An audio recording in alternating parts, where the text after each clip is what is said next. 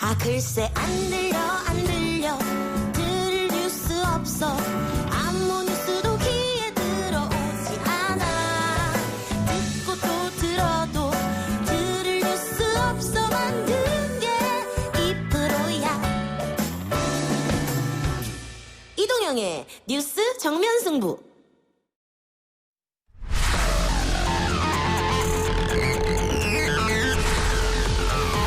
YTN 라디오 이동의 뉴스 정면 승부 3부 시작합니다. 이번에는 한 주간 포털사이트 뉴스에서 가장 이슈가 되었던 뉴스들을 살펴보고 빅데이터 관점에서 분석해보는 빅데이터 시간입니다. 비플라이 소프트 미디어 빅데이터 연구소 소장 이경락 박사 나왔습니다. 어서 오십시오. 네, 안녕하십니까. 자, 코로나19부터 해야 될 텐데요. 네. 불과 한 달 전만 하더라도 코로나19 확진자 숫자가 50명 이하여서 세계적으로 극찬을 받았는데 네. 8.15 집회 이후로 굉장히 늘어났습니다. 네, 그렇습니다. 400명대까지 간 적도 있습니다만 다행히 지금은 일단 100명대 수준으로 유지를 하고 있습니다만 정부는 추석 전에 이 두 자릿수로 빨리 떨어뜨려야 된다 이런 생각인 것 같고요. 네. 그래서 자영업자들의 힘든 점에도 불구하고 수도권 거리두기 2.5단계를 일주일 연장한 거 아니겠습니까? 네, 그렇습니다. 그러면서도 코로나 피해에 대한 지원 방안을 논의하고 있는데 문제는 이 선별로 지급함으로써 논란이 좀 되고 있는 것 같아요. 네, 그런 일들이 네티즌도 있었습니다. 그런 얘기를 많이 하고 있죠. 예, 일단 키워드를 볼 때 정부나 지원, 지급 같은 어휘 자체가 일단 굉장히 올라와 있습니다. 뉴스 자체가 그런 것들이 많았다는 얘기고요. 그리고 이런 코로나19로 인한 영세 자영업자들에 대한 지원, 그리고 전 국민을 대상으로 한 통신비 지원 이런 것들이 일종의 논란이 되기도 했습니다. 그래서 관심을 모여서 그런 뉴스가 많았고요. 그리고 또 키워드적으로 봤을 때 또 태풍 같은 키워드도 있었는데 하이선으로 인한 경계 혹은 피해 이런 것들이 이슈가 됐었습니다. 그런데 제가 요거 보면서 이제 뉴스가 어떤 게 나왔나를 봤는데 대체로 보면 말씀드린 대로 경계하는 내용들이 있었고 예. 그 부산 쪽으로 올라와서 동해안에 실제 피해 졌는데 수도권 피해가 아니라서 그런지 몰라도 뉴스들이 피해에 대한 소식들이 굉장히 없습니다. 그러니까 의제 설정 자체가 예전에 비해서 태풍 피해에 대한 것들을 뉴스들에서 안 내보내고 있다. 그래서 최근에는 그래서 네티즌들이 그러니까 특히나 지역에 사시는 지방에 사시는 분들이 너무 수도권 중심이다. 우리 이렇게 피해를 봤는데도 너무 무관심한 건 아니냐라는 내용들을 이제 소셜 미디어 같은 데서 많이 이야기를 하고 있고요. 그러니까 태풍 피해를 만일 서울에서 집중적으로 입었다면 네네. 우리 언론이 하루 종일 그것만 보도했을 텐데 네, 그렇습니다. 지방에서 피해 입은 건 보도하지 않는다 이 말이죠. 네, 그렇습니다. 사실 그런 추이도 보이고 있고요.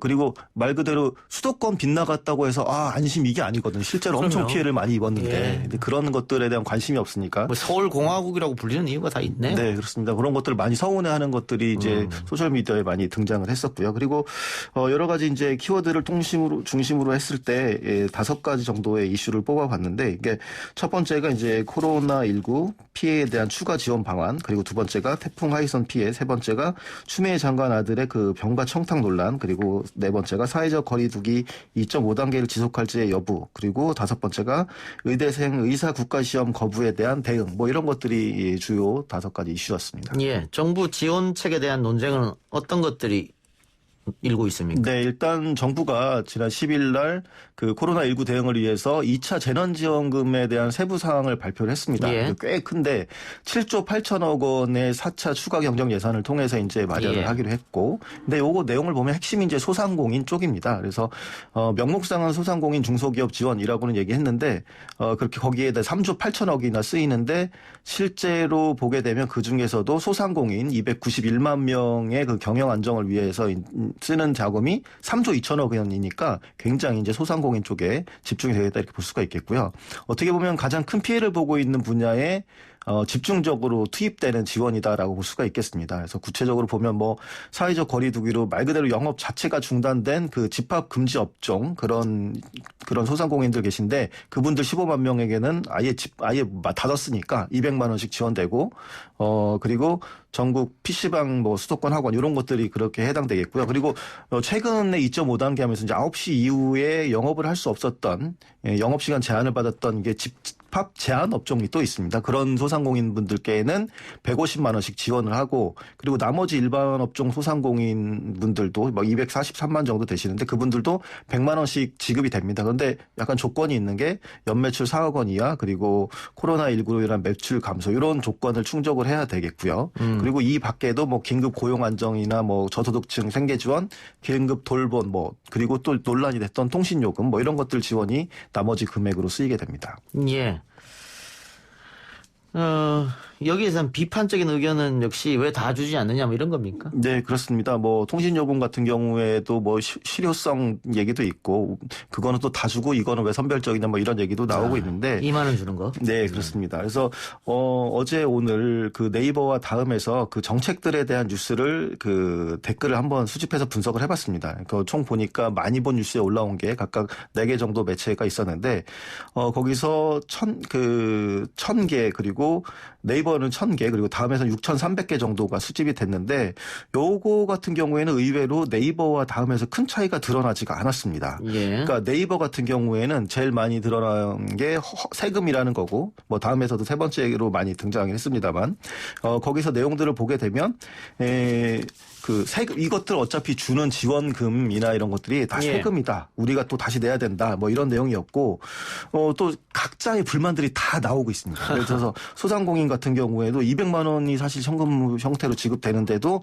이걸로 할 수 있는 게 뭐가 없다. 사실 큰 피해를 입었기 때문에 그런 얘기들도 있고 그리고 선택적으로 줄 게 아니라 전수 지급하라는 요구 그리고 통신 요금 같은 경우에도 아예 통신사들 기본 요금을 비판하거나 혹은 정책이 의미 없다 이런 식으로 주장하는 경우들이 많았습니다. 그래서 전체적으로 보면 특이하게도 이 정책에 대해서는 네이버나 다음 모두에서 비판적인 내용들이 많았는데 근데 비판하는 내용들의 맥락을 보면 예. 사실 본인들이 보고 싶은 부분들을 콕 집어가지고 이거를 댓글로 쓰는 경우들이 많거든요. 그러니까 예를 들어서 뭐 왜 소상공인만 지원해 주느냐 예. 왜 내가 아는 소상공인 누구 PC방 사장은 뭐 무슨 외제차 몰면서 얼마씩 4개씩 운영하고 있는데 그런 사람들도 돈 주냐 뭐 그리고 어떤 사람들은 아니 청년들한테 뭐 고용 지원 준다는데 놀기만 하고 있는데 왜 돈을 주냐 이런 식으로 아주 일부분에 대한 것들만 되게 꼬집어서 그 정책에 대한 비판적인데 이게 좀 어떻게 보면은 좀 심리적인 상태, 사회 심리적인 상태를 반영하는 것 같습니다. 그러니까 정책 전반을 이렇게 본다기보다는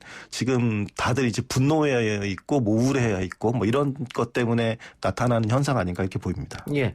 정부 입장으로서는 어쨌든 돈을 풀고도 욕을 먹을 수 있는 그런 상황. 네, 그렇게 지금 돼버렸습니다. 실제로 그렇게 되고 있고. 네, 실제 그렇게 돼버렸습니다. 어떻게 보면은 지금 집중적으로 안타까운 분들한테 드렸는데도 안타까운 입장에 있는 분들도 사실은 부족하다라고 얘기하고 있는 상황이니까요. 예. 네.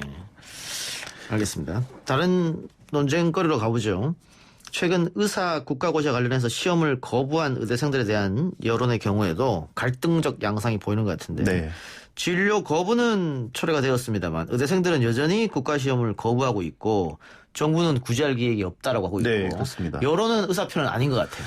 예, 그렇습니다. 어떻게 보면 그런 이유들이 좀 여러 가지가 있는데 가장 큰 거는 의료계에서는 이제 학생들, 의대생들 그렇게 구해달라, 구제해달라, 이거 마련해달라고 얘기하는데 실제로 그런 대상이 되는 의대생들이 여전히 국시 거부하겠다라고 이렇게 밝히고 있기 때문에 그렇습니다. 그래서 이게 앞뒤가 안 맞는 거라서 뭐 예를 들어서 이렇게 설명드릴 수 있을 것 같아요. 예를 들어서 다이어트 하느라고 밥을 이제 아이가 안 먹고 있어요. 막 그러고 있는데 부모가 근데 어떤 사람이 보니까 왜 아이한테 밥 안 주냐? 밥 안 차려주면 이거 뭐 학대 아니냐? 뭐 이런 식으로 얘기하는 거죠. 뭐 그러니까 일단 근데 아이가 다이어트 한다고 안 먹는다고 하는데 뭐 이런 식의 이제 논쟁이라고 볼 수가 있는데 일단 의대생들이 국시를 보겠다고 결정한 다음에야지 구제안에 대해서 이야기가 나올 수가 있을 것으로 그렇게 보입니다. 그리고 또 심지어 이제 의대생들이 국시 거부를 철회하겠다. 이제 나 시험 보겠다라고 한다고 하더라도 그 이후도 굉장히 또 문제가 있거든요. 왜냐하면 다른 이미 이제 이 국가고시, 그러니까 국가시험, 의대 자격시험 본 사람들과의 형평성 문제도 예. 있고 그리고 다른 국가시험들 많이 있거든요. 그렇죠. 그런 경우도 이런 때마다 다시 보게 되면 형평성 논란이 되고 있고 그래서 이런 재응시 기회 주는 것 이런 것들 사회 정의에 어긋나는 지적이 있고 그러니까 재응시 기회를 만일 준다 그러면 당과 통신주는 또 떨어질지도 몰라요. 네, 그렇습니다. 지금 그래서 이제 댓글 얘기를 드릴 수밖에 없는 게 예. 이것에 대해서 굉장히 이제 비판적인 내용들이 많이 있습니다. 그래서 근데 제가 오늘 요 댓글을 보면서 되게 좀 특이했던 점이 있었는데 일단 한나의 동일한 뉴스입니다. 연합뉴스에서 나왔던 뉴스 내용인데 의료계 연일 구제 촉구하는데 정작 의대생은 국시응시 표시 없어라는 그 제목의 똑같은 기사였습니다. 근데 다음과 네이버가 똑같다. 네, 같은. 원래는 다음은 그 친정부적 입장, 네네. 네이버는 반정부적 입장인데 네네. 지금 말하시는 뉘앙스를 보니까 이 기사는 다음이나 네이버나 똑같은 관련된 내용의 댓글이 달렸다 이런 말 같네요. 오히려 방금 말씀드렸던 그 국가 정책에 대한 이번에 지원책에 대한 거는 비슷한데 오히려 반대로 네이버랑 다음이 다르게 나왔습니다. 왜냐면 그전에는 이 의사와 관련된 문제에서 네이버와 다음이 오히려 비슷했습니다. 왜냐면 의료난이나 이런 것들을 해서 그 진료 거부에 대해서 대체로 비판적인 게 네이버랑 다음이 똑같이 나왔는데 의외로 적어도 오늘 나온 그 기사들에 대한 댓글을 보면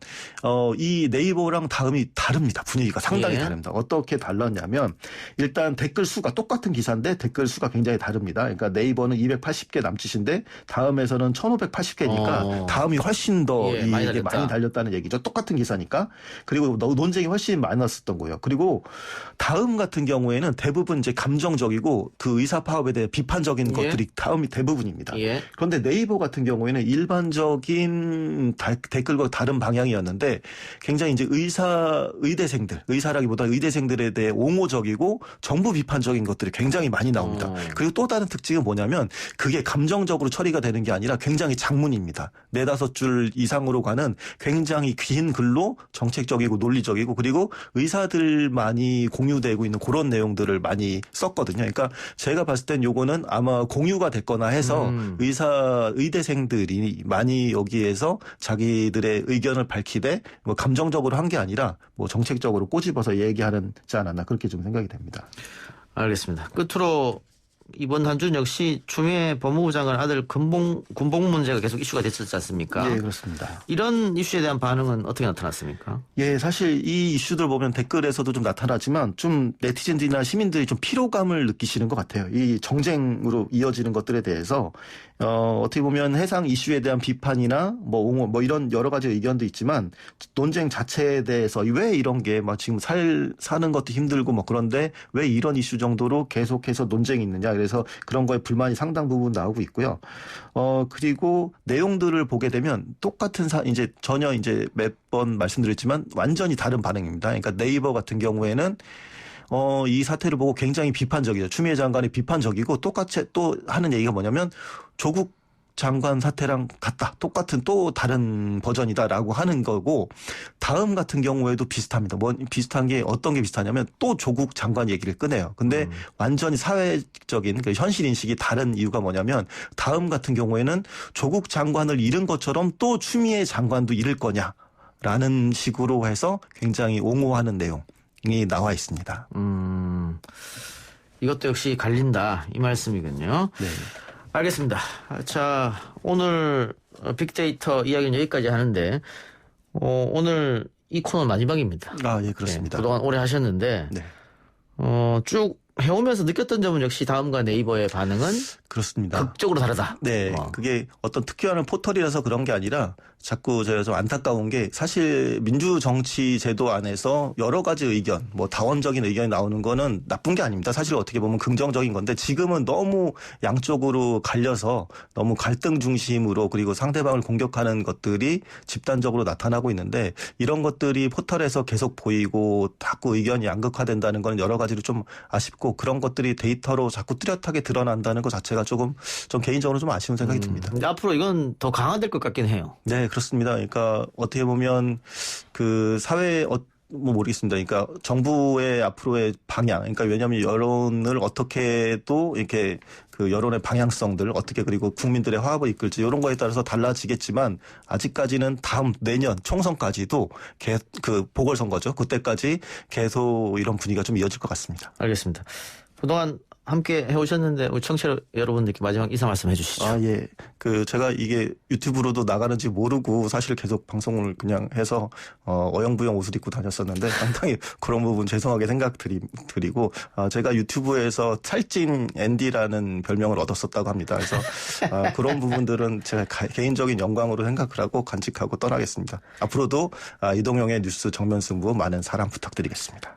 예, 지금까지 미디어 빅데이터 연구소 이경락 소장이었습니다. 고맙습니다. 예, 감사합니다.